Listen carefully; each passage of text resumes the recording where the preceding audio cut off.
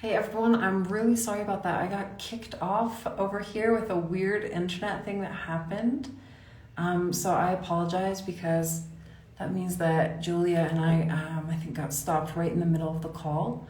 So we're gonna invite Julia on and finish the conversation. I apologize. That was definitely the interwebs on my side of the world over here. Hey Julia, I'm so sorry. Something happened on my side here with the internet. Well, I it was don't know quite, if it was. I just assumed it was my fault, right? Because we have these crazy internet lines and power cuts. And so I just thought, well, I'll carry on talking and finish what I'm saying in case there Good. are people still listening. Good. I don't know. I didn't get to see the recording. I don't know if it recorded or not that last little bit since I got kicked off, but I do apologize. It was my internet on the side. Sorry, everyone. Thanks for coming back in. Yeah. For those that are watching live, thanks for joining again.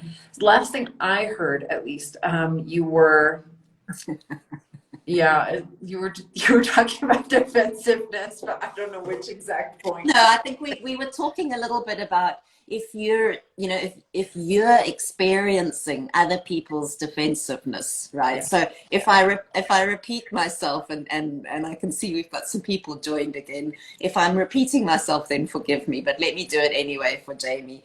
So, So so, so that she's wise and she knows how to use these awesome little tips and tricks. But so if you notice someone's being defensive, right? So it's not me and it's like, but you did this and you did that. So it's coming straight back at you. Be the bigger person, right? And realize that what you have said has had an impact and they are feeling personally criticized. Mm.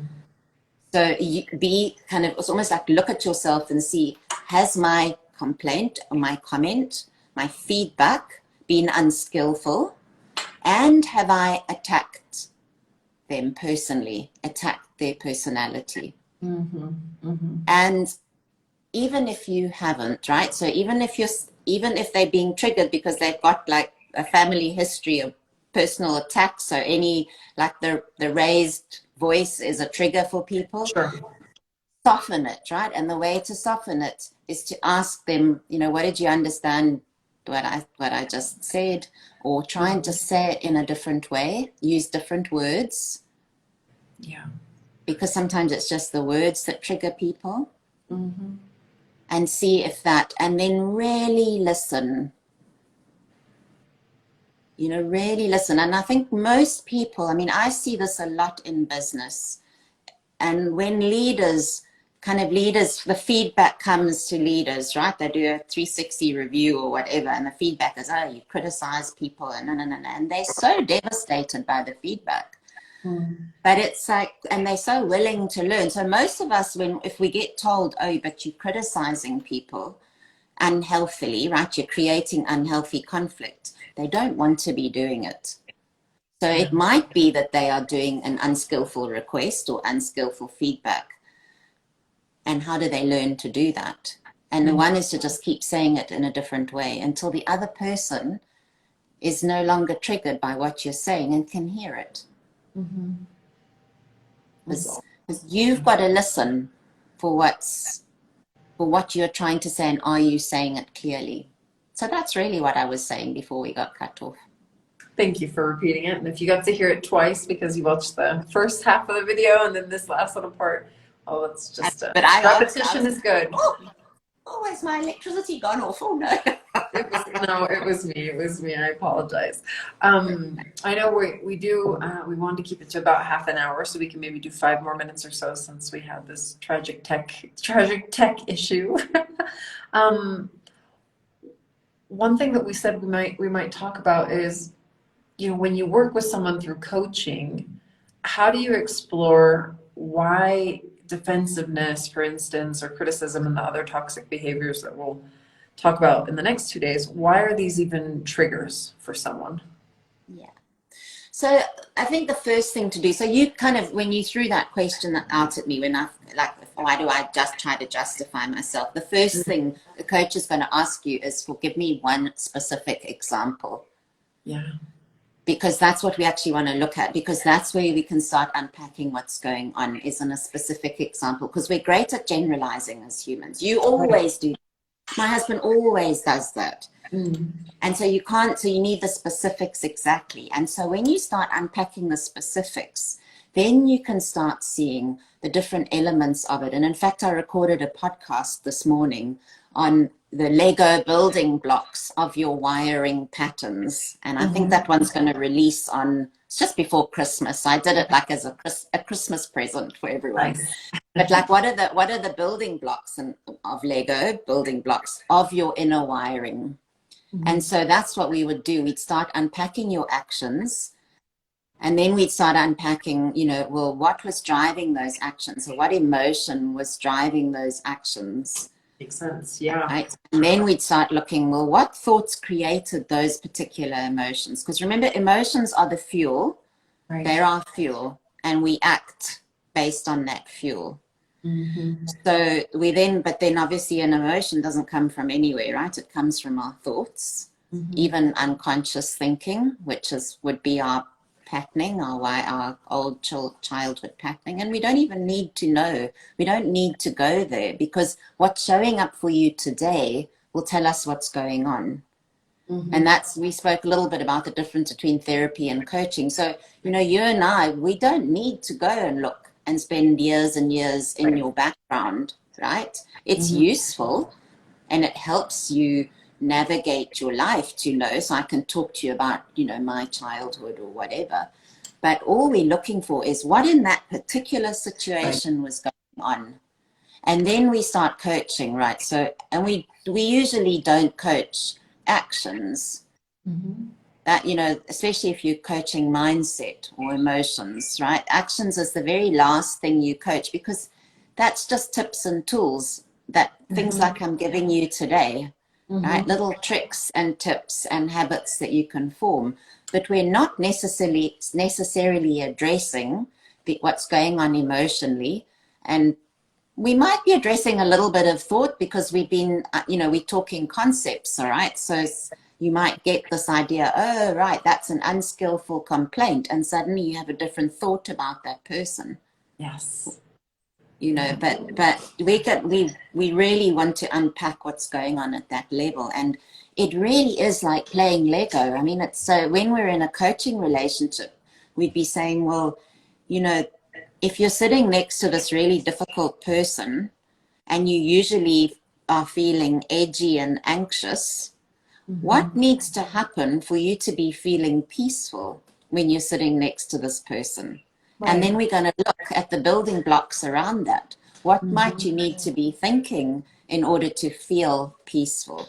Yeah. What would you be doing if you were peaceful? Can you do that?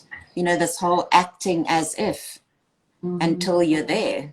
And so that's what you would start playing with. Yeah. So that's fun. That's really fun. That is fun. I'd love, if we can, if you have a little bit of time, I'd love for you to explain to us, because a lot of us, we want to go straight into the action. We want to take the tip and we want to apply it.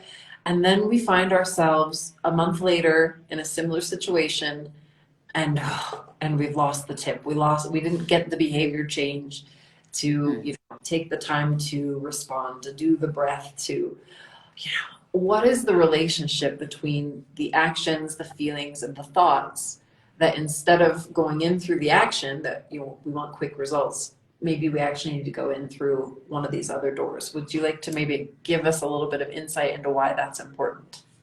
Yeah, so the best way to think about it is like, it's the magic formula to how we are, right? Thoughts, feelings, actions. It's basically, that's the truth of everything. So, and it's the interrelation between the three of them. So Dr. Aaron Beck, who actually died in November, he's the father of cognitive behavioral therapy. So he came up with the think, feel, act cycle. So it's literally saying, and it's like a triangle, think, feel, act, and they are in relationship to each other. Now, cognitive behavioral therapy forms a lot of, almost the entire base of coaching theory, right? Because, you know, thoughts, feelings, actions, and it's all about positive change going forward. So it's that interrelations. So he was literally saying, and he's done the most, his work is the base of all treatment for, you know, psychology treatments, not psychiatry treatments of Sure. depression, anxiety, bipolar, you know, nail biters, smokers, all kinds of things. So his work is really powerful. But he's basically saying they're interrelated. So you change one of those components, it will affect all the others. But what we know is that, we know that from studying what goes on in the minds of meditators, is everything starts with a thought. So the world is going on like around us, and we have 70,000 thoughts going through our mind. We're not actually thinking all 70,000 of them in a day. We're just picking a few to think. It's like going into the clouds and picking one thought to think, and we engage attention. Yeah. And we give that attention, and we start the act of thinking.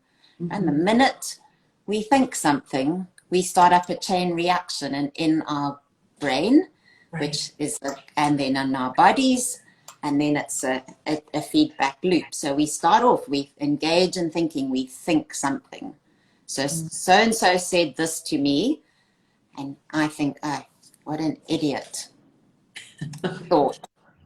Sure. And thoughts create emotion. Right. That's a proven process. Yep. So the thoughts are going on in here, the little wires are sparking, ding, ding, ding, ding, ding, ding, ding, ding, ding, and chemicals are being pumped out, and they're washing into your body, and your body is feeling stuff. Yeah. And the information is coming back from your body up into your brain. So there's constant feedback loop. Yeah. So your thoughts create your emotions. Now your emotions fuel everything. They fuel whether you act or you don't act. Right. So it can be useful to try and practice a new skill, because that in itself already starts the pattern going. You're changing that component, but it is the hardest place to affect change from. The easiest place to affect change from is in your thinking, because then everything flows from there. And we can also work with emotions, but you need to be, you know, that is something that I really love working with in coaching, is how to purposefully use our emotions, whether they feel good or they don't feel good. Right. Because they really are very powerful, but there's a skill there in order to be able to sit and hold in a difficult emotion, right? And to let it wash through your body, and what you do with it, so that it washes through your cells and out of you. But if you know, for us on this call today, we've been looking mostly at the actions, changing those little Lego bricks. And we've been talking about possible ways of thinking about things differently, and that's a beautiful place to start too. Very powerful, you know. Yeah. So does that make sense? Oh, absolutely. Well, to me it does. Ask questions in the comments. If it doesn't make sense to you, feel free to throw some stuff in there. But I love these kind of conversations, because it just gives you that perspective of not to over-identify with your thought or your emotion or even the action, that we can understand and kind of observe how it's all working together, and that's how we're creating and manifesting it kind of in a non-magical way, I suppose, our realities from day to day. And I know, go ahead. No, and if we can slow it down enough, so that question you asked me about judgment, we would slow it down and unpack it in a specific situation. And just the slowing down process creates this massive insight and the awareness. And like we were saying yesterday, awareness is the start of it all. If you know what you're doing and you know why you're doing it, then you're halfway there, right? Yeah, that's true. Well, I'm excited about our group coaching program coming up around relationships. It starts next Wednesday, and I know we're gonna do this at the end of every video of these 4 videos. take a second and tell us a little bit about what that coaching program looks like. I think those that have joined us live or catching a replay are getting a little bit of a feeling of, okay, how a coaching session might go, a group coaching experience might go. What can they expect if they say, I want to get into these topics more. I want to learn how to think how to observe my feelings, thoughts, and then create actions that are going to help me have more fulfilling, satisfying relationships. The holidays are coming up. It's inevitably a time when we are face to face with all the good, the bad, and the ugly of our family relationships, and maybe more than usual. So tell us a little bit about what's coming up with this program. Yeah, so what we're going to do is we're going to be together for 8 weeks in a small group.